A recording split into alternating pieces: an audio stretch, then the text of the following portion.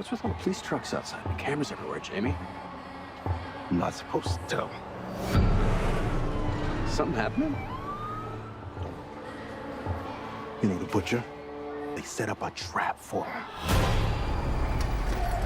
This whole concert, it's a trap. They're watching all the exits, checking everyone that leaves. There's no way to get out of here. Yo, so I'm glad to be in here with you. Real reviews. We're here for you guys tonight. We're trying something a little different, trying to get it to you quick, trying to get it to you fresh off the press. That's it. Man, just got done watching Trap. Yeah, like that's crazy. We both went to the theater to see the movie at the same time. Yeah. When you told me your showtime, I was like, bet I got the same showtime. That's what's up. Yeah, man. So I like this vibe. It's a little late, but I like this vibe because this we got to talk about this. Yeah, we got to talk about. Got to talk about this, man. Like, man, go ahead, take it away, boss.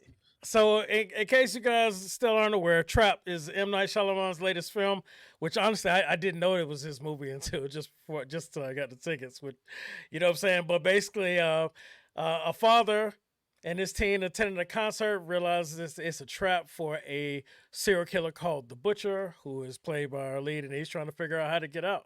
And that's basically the whole premise of the movie. And man.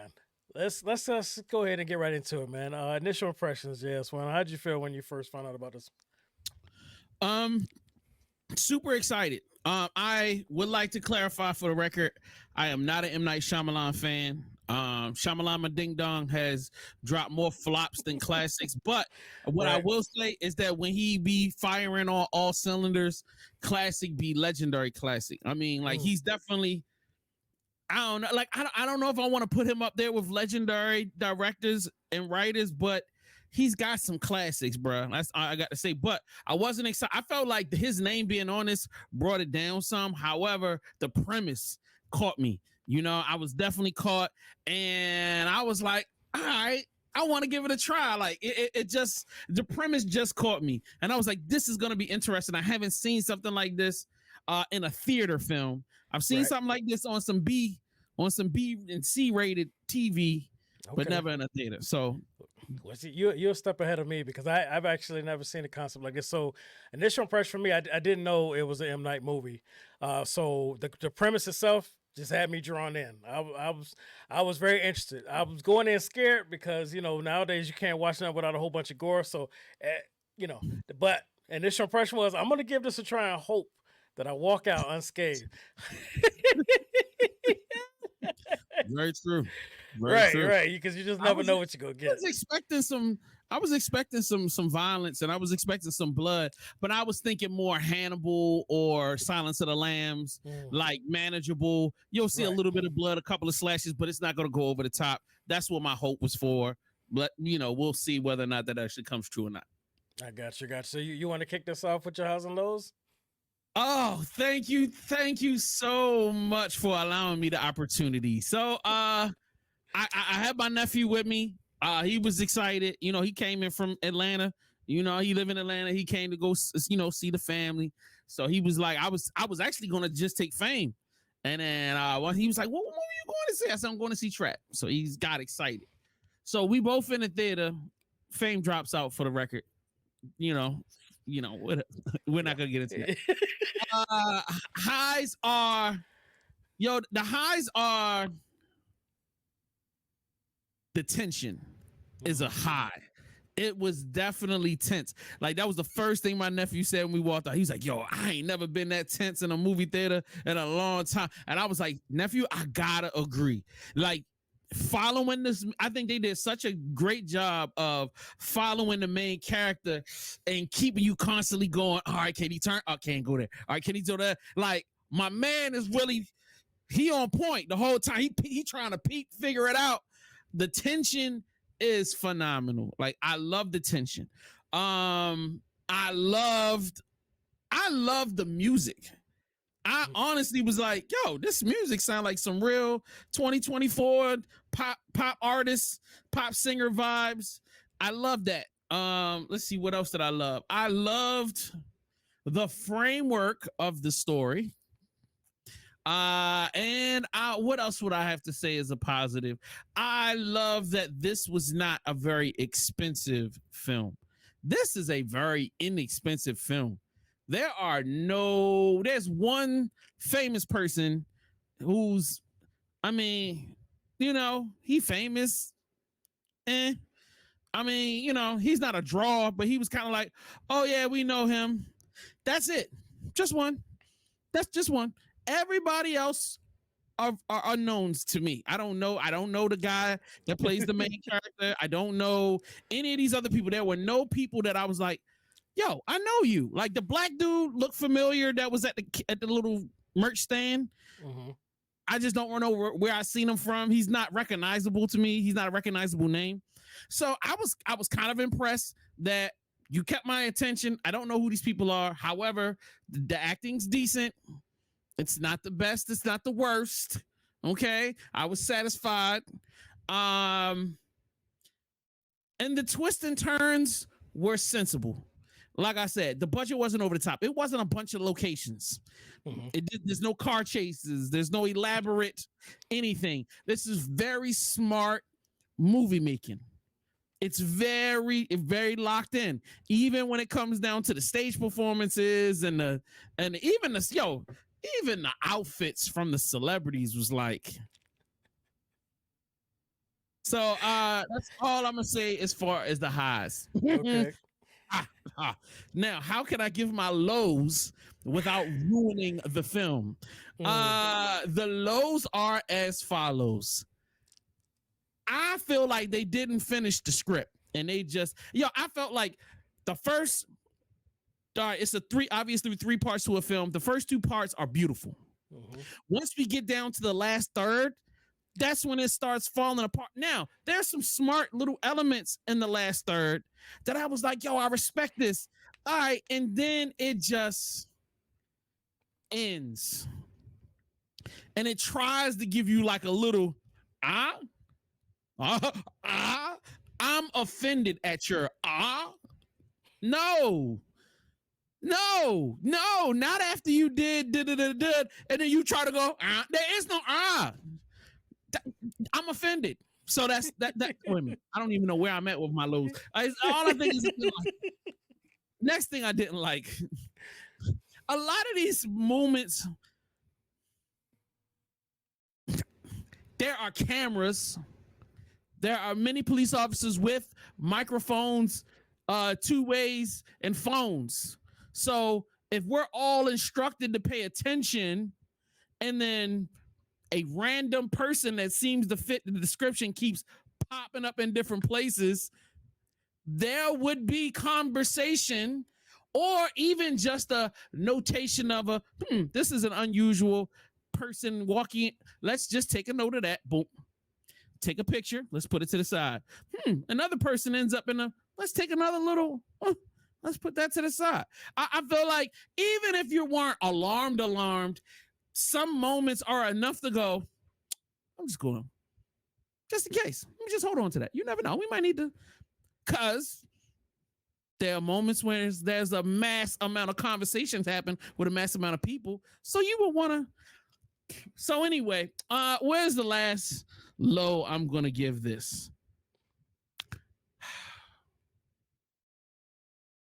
I can't do nothing else without ruining the movie. So I'm just going to say those were the major elements that irritated me, and I'm going to be respectful. So I'm ending my review now, sir. And Mr. Lingo, I'm trying my best, brother. I'm trying my best. You and me both, bro. You and me both, because I'm right there with you. I mean, you want to give some examples of where they're lacking to really call it out, and I feel you on that. So I'm gonna try and do the same thing. So for me, my highs, I actually do recognize a few of these people, especially the lead. Josh Hartnett is actually you've seen him before, but you forgot him because he disappeared for so long. He was back. I'm gonna go off down the list. He was in The Faculty, Halloween H2O, which was a horrible one. Never saw a Halloween. Never saw. That's right. You don't watch the horror movies. Okay. Hold on. How about Lucky Number 11? Yeah, he was in that. Lucky Number 7. Yes, he was actually. He was like a strong supporting. Okay, he was. I mean, now that I think about it, most of his stuff was stuff that you wouldn't watch because back, it was on that horror tip. That's why you don't recognize him. All right, so there it is. But I was excited. That's a plus for me. I was excited to see Josh Hartnett back on screen because I always thought that he was like, even though this is probably not a fair name to throw out there, but I always thought he was gonna be like the next Ben Affleck. You know what I'm saying? And then all of a sudden, he just disappeared. And it wasn't because of flops. Those movies were working with the tweens. You know what I'm saying? They was making money, and he kept doing it. So I don't know what happened. Maybe it was a personal decision. So I was excited to see him. I see his face, and it doesn't make me want to go trust you, hero. He doesn't give up. I mean, like, he plays psychopath killer. That's one thing I'll say. His face is perfect for a psychopath killer. Like, when I look up psychopath killer in a dictionary, it's his face that's popping up going, like, he was killing it. He did a great job. He was doing a great job. And so another high for me is the concept. I thought it was original. I had never seen anything like this. Again, like you said, maybe on the B level, but me personally, the thought process, watching him, knowing he's in this situation, watching him be very observant, seeing things, pointing out things, noticing. I'm not gonna spoil, but as I like that they didn't cram it all the way in as it was happening. It was gradual, and he was seeing it, and the tension was building. You can tell he was getting a little bit more nervous as every option that came to him wasn't filling out. You know what I'm saying? And big shout out high. It wasn't gory at all. At all. It was all tolerable. It was cool. I was waiting for something. Man, I don't know. I know what you thought. I know what you think about. I want to say something, but I don't know if it's okay to say. Nobody died. Nope, nobody died. Not one person got. Well, some people got hurt, but it wasn't by his hand. I mean, physical hands. He didn't physically handle him. I mean, that's a lot to give out right now.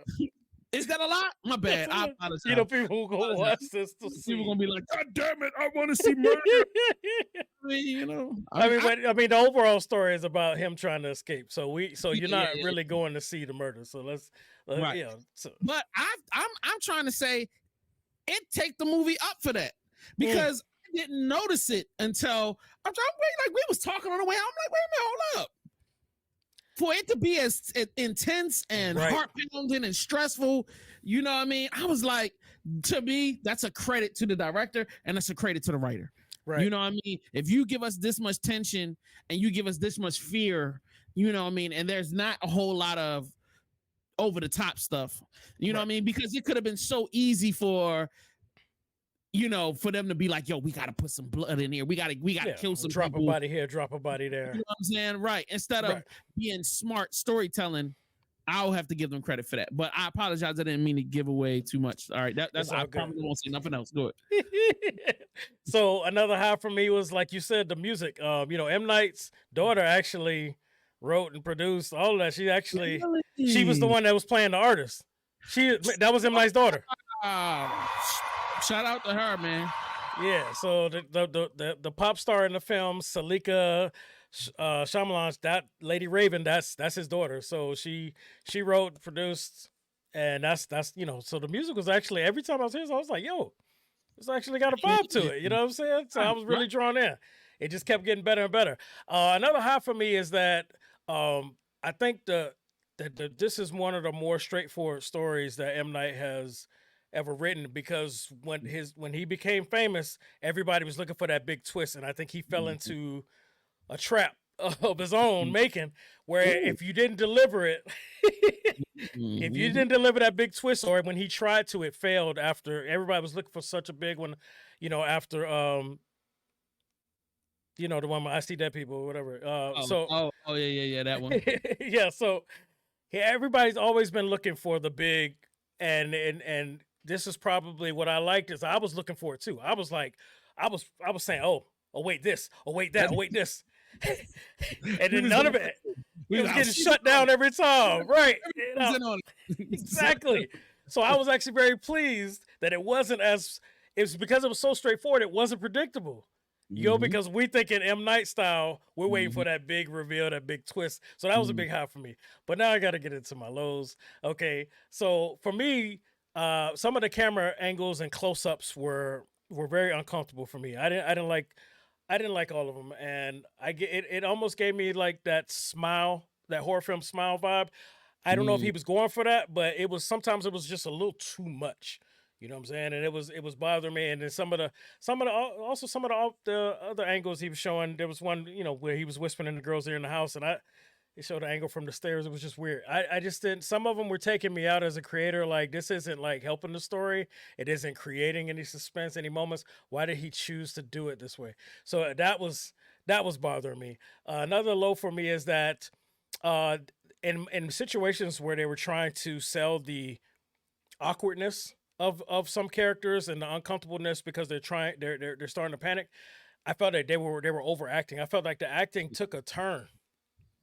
Right? It was too much. It's like it starts falling apart, bro. It started falling apart. Like, wait, what's happening here? What's happening here? And then also there was a lot of spoon feeding, but there wasn't spoon feeding when there needed to be spoon feeding, and that was pissing me off. It was inconsistent, which we gotta have a spoiler talk about this so we can get into that even more. Let's do it tonight, then. Fuck it. So, and then the biggest thing for me, on the lines of the writing, in my opinion, was extremely too convenient. It was super lazy. There were impossible moments that just happened to work out to keep the story going. I mean, like impossible moments that just happened to work in favor. If it would happen once, twice, I could let it pass. But it just kept happening. It was like nonstop.